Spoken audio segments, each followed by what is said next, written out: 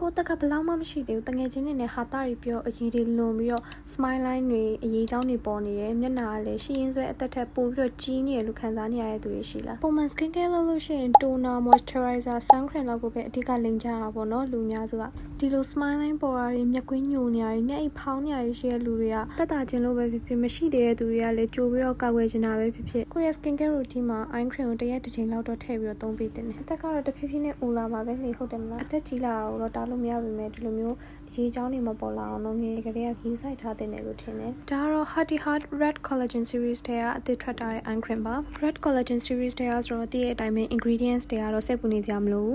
Nas Namai Retinol ဒီလိုမျိုးအသားရည်ကိုတကယ် care လုပ်ပေးပြီးတော့ skin brightening ဖြစ်စေရတွေ fine line တွေတက်တာစေရတွေညဘက်ဖုန်းသုံးတာများပြီးတော့ပန်နာအိုင်ဖြစ်နေရတွေပျောက်ဖို့အတွက်အဓိက target ထားပြီးထုတ်ထားတာပေါ့နော်နောက်တစ်ချက်ကဒီမျက်လုံးအောက်က skin တွေကိုတေချာလေးချောမွေ့စေတဲ့အတွက်ကြောင့်မလို့ make up လိမ်ပြီးတိုင်းမျက်လုံးအောက်မှာ cakey ဖြစ်နေရတွေလည်းတိတ်မရှိတော့ဘူးပေါ့နော်ဒီ series ထဲမှာအသစ်ထွက်တာ eye cream တစ်ခုတည်းမဟုတ်ဘူး sun cream နဲ့အတူတူထွက်တာပေါ့နော် sun cream အကြောင်းကိုတော့နောက် video မှာပဲတေချာရှင်းပြပေးပါမယ် bye bye